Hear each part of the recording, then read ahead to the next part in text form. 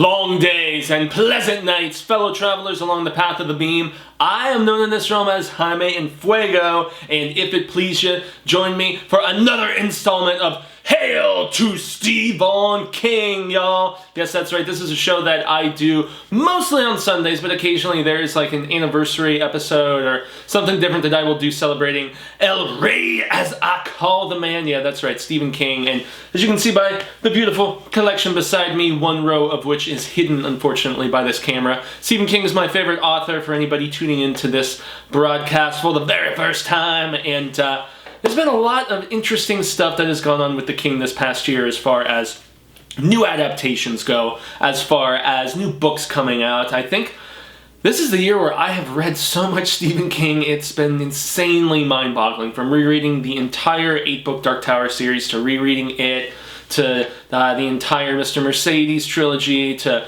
rereading the Tommyknockers. I'm about to start rereading Misery, and yeah, man, I mean, well worth it, well worth it. Love the King. But today we are going to be talking about maybe one of his least celebrated, but in my opinion, underrated stories. We're talking Dolores Claiborne. Now, why are we talking Dolores Claiborne? That's because 25 years ago this month here in November of 1992 was when this book originally came out. And earlier in 1992 was when Gerald's Game came out. And so Gerald's Game was amazingly adapted by Mr. Mike Flanagan earlier this year on Netflix. It's probably in the running for one of my favorite horror, film adaptations. It just films period of the year. It's tremendously done. But there is some very intriguing cohesive tissue with Gerald's Game and with Dolores Claiborne, which was released later that year. So Dolores Claiborne is essentially about this tough as nails, old, fairly bitchy, foul-mouthed woman, that's the title character, Dolores, and she is caring for a rich elderly woman who dies mysteriously. She's being blamed for this murder, but there is also a connection with Gerald's Game because of the fact that during that same eclipse, which we saw in Gerald's Game, where where the protagonist is molested by her father, that same eclipse, something else gnarly and crazy and kind of horrific went down. Dolores killed her husband. And so another bit of connective tissue is she killed her husband. Well, there was various reasons for it, but basically she killed him predominantly because of the fact that he had been molesting their daughter. And so very, very much a similarity in those two aspects of just similarity and whatnot. The fact that both Gerald's Game and Dolores Claiborne have that story beat of a father taking advantage of his daughter. It's much more graphically described and implied in Dolores Claiborne, because as opposed to just one instant like in Gerald's Game and Dolores Claiborne, when it's revealed to our title character by her daughter, she's like, it's been happening for a while, and it's, without going into graphic detail, it's pretty much everything with the exception of taking his daughter's virginity. It's horrible. And so the book is written in a very fascinating fashion, though, as well. It is just a stream of thought the entire time. It's essentially written as Dolores is being she's basically being questioned, and there's not a back and forth of questions. Like, she is in police custody, and she is basically giving her dissertation about how she didn't kill this woman who employed her, this older lady, Vera, and how also that she admits to the crime of killing her husband, and she admits it like pretty much early on, right off the bat, so it's not something which is like super spoilerific for me to be mentioning, but it's just stream of thought. There's no chapter breaks. It's really just 300 pages of this woman going, and I could see that being a tough read for some people, but I steamrolled through it in just a couple days. And I have to make mention, because I did a little previewing of the audiobook for this, I think the audiobook might even be a better way to tackle this particular story by King, for the sheer fact that it's essentially, it's told in the first person, and then she tells stories, and she addresses, you know, Andy, the officer who's questioning her. She addresses the stenographer woman who's like taking all of the information down. So essentially the audiobook basically turns into, as opposed to you sitting and reading, you know, the transcription that the stenographer put down of, you know, the actual, questioning and everything, you're basically listening to the audio tape of this woman, you know, just talking and, you know, explaining herself and all of that stuff. So it's really, really effective, especially for those who might have trouble with the fact that there's no, I mean, there's story breaks, but there's no, it's just solid pages for 300 pages. It just goes and goes and goes. But it's an intriguing book. I like the fact that, I mean, you know right away, if you're reading the books, that there is a direct tie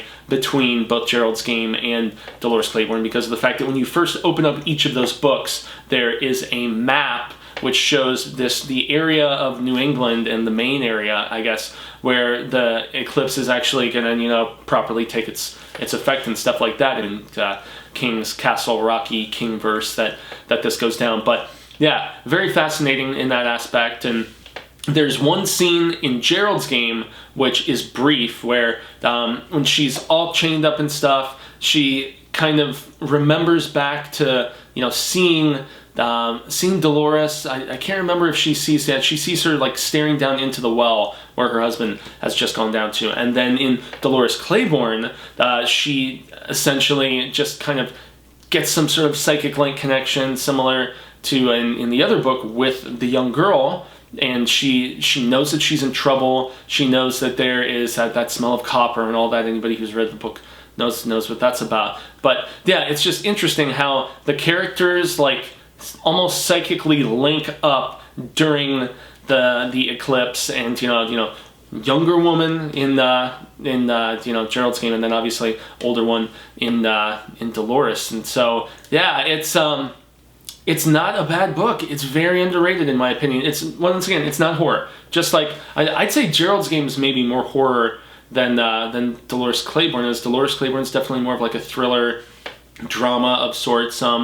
Gotta give props to when it was made into a film in 1995. It's 94 and 95 that they made it into a film. So a few years after the book came out.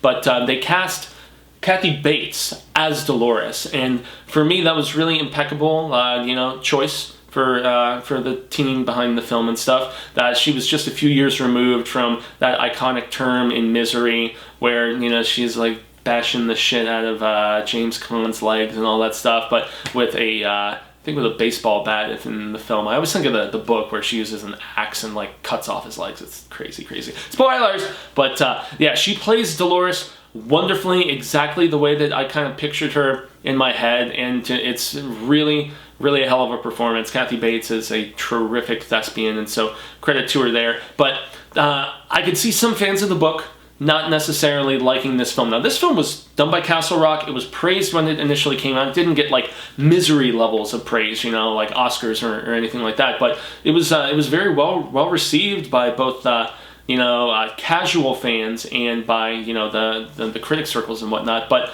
there's certain friends of mine who are like big CRs, big constant readers, who don't like this adaptation because of the fact that it's not. How do you adapt a woman just sitting in a police station and telling stories? I mean, you have to employ some sort of flashback aspect, obviously, but this, in some ways, it almost feels like a sequel of sorts to the book, you know, at least in the way that they tackled it. So when her daughter shows up, played by Jennifer Jason Leigh, who is only mentioned in the book as, you know, after they got rid of the father, you know, there was some resentment and whatnot, and, you know, she was, you know, Dolores never admits to killing her husband, even to the kids, but, you know, there's all kinds of suspicion, you know, in the town, and he's a Slimer, and, you know, a super drunk-faced, you know, kind of idiot, and I mean, he's beating up on Dolores, he's hitting her with pieces of wood and stuff like that, but she doesn't take his crap, man, you know, she was ready to stand up for herself, and you really see that happen with how she disposes of him down the well. There's a lot of similarities in that aspect to 1922. it's kind of interesting there. You know, the throwing of the spouse down the well, just role reversal there. But I mentioned the film feeling like a sequel because of the fact that Dolores' daughter never shows up, like, physically as a character at the police station, you know, in the book. You just basically see, you know, near the end how things are resolved, you know, without spoiling the book, because I really would like to, but I'm not going to there. However, in the film, she is, just like in the book, you know, she's a journalist, and she's at the New York Times in the film. I'm struggling to remember, after having just reread this book, you know, in the last few days, if they mention a specific publication that she's on. But nonetheless, she goes back to, you know, back to the town in Maine, and is, you know, right there ready to, you know, try to help out Mom, despite the fact that you can really just, the chemistry between them, it shows and manifests the tension and the aggravation and the resentment, which is only implied by Dolores in the book itself. So, yeah, good chemistry between the two of them. Jennifer Jason Leigh is really, she's embodying a lot of her father in the fact that she's hard drinking and smoking, and like she's creative and she's talented, but she's kind of a mess. And you presume she's kind of a mess based on what she's still dealing with and has tried so hard to repress, and that's her father sexually abusing her, and, you know, just to add insult to injury, then, you know, what the mother does in retaliation for this. And so it's a very long movie. I'll give it that. It's over 2 hours. It amps up certain story beats that were not so much in the book, just kind of hinted at. And then there's other things where they take a lot of liberties in expanding upon the story. So, and that's the thing. The story itself, the book is, like I said, it's only 300 pages, and despite being stream of consciousness, it's big print, and it's very grounded, you know, but there are still bits of tension and terror, you know, within this, but it is more so, it's still in that Stephen King phase, like I've described quite a few times, where in the early 90s, if we gaze over there, I mean, all in a stream pretty much, we had